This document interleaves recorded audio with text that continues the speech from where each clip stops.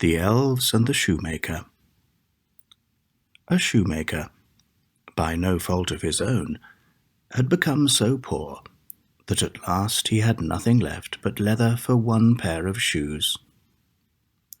So, in the evening, he cut out the shoes which he wished to make the next morning, and as he had a good conscience, he lay down quietly in his bed, commended himself to God, and fell asleep. In the morning, after he had said his prayers, and was just going to sit down to work, lo, both shoes stood all finished on his table. He was astounded, and did not know what to say. He took the shoes in his hands to examine them closer, and they were so neatly made that there was not one bad stitch in them, just as if they were meant for a masterpiece. Soon after, a buyer came in, and as the shoes pleased him well, he paid more for them than was customary.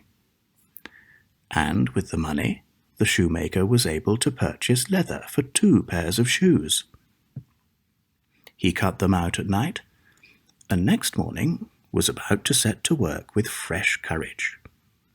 But he had no need to do so, for when he got up they were already made.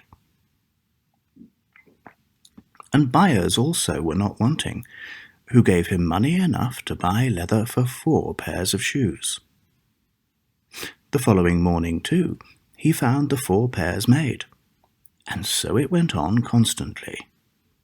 What he cut out in the evening was finished by morning, so that he soon had his honest living again, and at last became a wealthy man.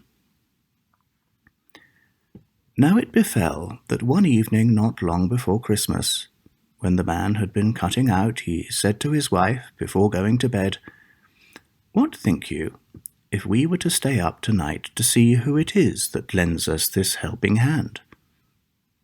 The woman liked the idea, and lighted a candle, and then they hid themselves in a corner of the room, behind some clothes which were hanging there, and watched.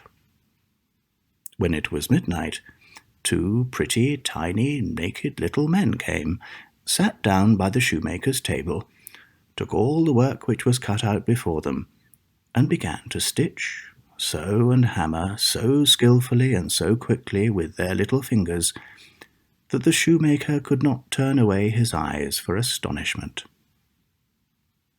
They did not stop until all was done, and stood finished on the table, and then they ran quickly away. Next morning the woman said, "The little men have made us rich, and we really must show that we are grateful for it. They run about so much, and have nothing on, and must be cold. I'll tell you what I'll do. I will make them little shirts, coats, vests, and trousers, and knit both of them a pair of stockings. Do you make them 2 little pairs of shoes?"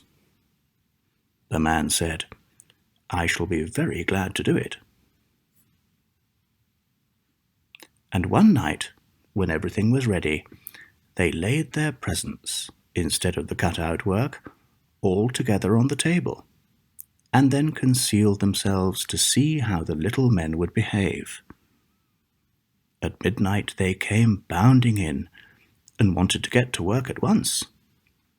But as they did not find any leather cut out, only the pretty little articles of clothing, they were at first astonished, and then they showed intense delight. They dressed themselves with the greatest rapidity, putting the pretty clothes on, and singing, "Now we are boys so fine to see, why should we longer cobblers be?" Then they danced and skipped and leapt over chairs and benches. At last they danced out of doors. From that time forth they came no more, but as long as the shoemaker lived, all went well with him, and all his undertakings prospered.